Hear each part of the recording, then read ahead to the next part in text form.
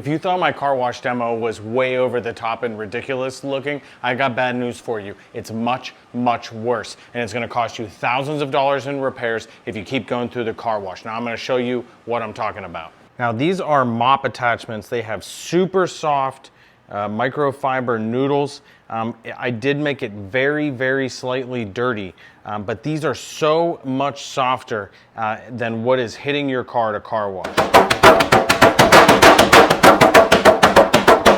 Okay, so you just saw that, and you saw again how I demonstrated it. Look at this dirt that has basically dried and dirtied up the surface, and these aren't even that wet or that dirty for that matter.